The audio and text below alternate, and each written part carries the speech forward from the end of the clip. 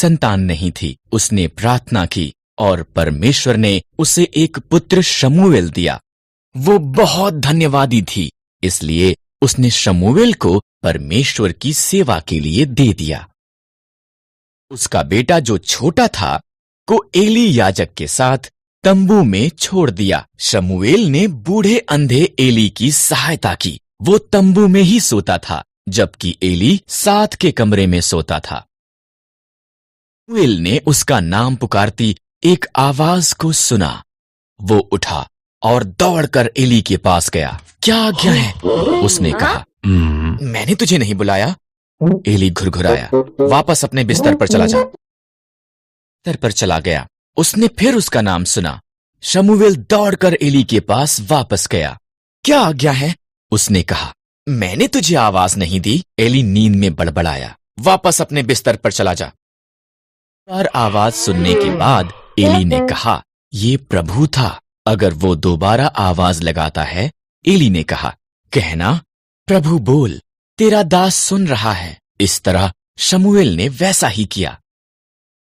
परमेश्वर ने कहा, क्या तू मेरा नबी हो सकता है और वफादारी से मेरे शब्दों को मेरे लोगों तक पहुंचा सकता है? मैं कर सकता हूं, शमूएल ने कहा, और उसने अपने बूढ़े होने तक भी ये किया। एलीमेलेक, नाओमी और उनके पुत्र भोजन की खोज में मोआब को गए। एलीमेलेक मर गया। पुत्रों ने मोआबी स्त्रियों ओरपा और रूत से विवाह कर लिया। तब पुत्र भी मर गए। तीनों स्त्रियों के पास पति नहीं थे। जब इज़राइल में अकाल समाप्त हो गया, नाओमी ने घर जाने का फैसला किया। मोआब में ही रहो, उसने अपनी बहुओं से कहा, ये तुम्हारा घर है। ओरपा वहीं रही, पर रूथ ने कहा, जहां भी आप जाओ मैं जाऊंगी।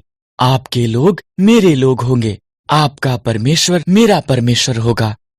रूथ और नाओमी इकट्ठे वापस इज़राइल को गईं। ये इज़राइल में फसल के कटने का समय था। नाओमी ने रूथ से कहा कि वो जाकर खेत में काटने वालों के पीछे फसल को बीन ले। खेत एलीमेलेक के संबंधी बोअज का था। बोअज रूथ के पास आया। तुम नाओमी के साथ बहुत अच्छी रही हो, बोअज ने कहा। घर छोड़ना मुश्किल रहा होगा, परमेश्वर तुम्हें आशीष दें। उसने रूथ को भोजन दिया और अपने जवानों को उसकी देखरेख करने को कहा। रूथ ने नाओमी को बताया कि क्या हुआ था। नाओमी मुस्कुराई। जब कोई मरता है, उसका निकट संबंधी उसके परिवार की देखभाल करता है। वो व्यक्ति उनका निकटतम छुटकारा देने वाला संबंधी है। बोअज हमारा निकटतम संबंधी है, उसके निकट ही रहना। इसलिए रूथ बोअज के निकट रही। वो हर दिन उसे और ज्यादा पसंद करने लगा। बोअज ने एलीमेलेक की जमीन खरीदी और नाओमी और रूथ की देखभाल की। तब उसने रूथ को उसके साथ विवाह करने के लिए कहा। रूथ से एक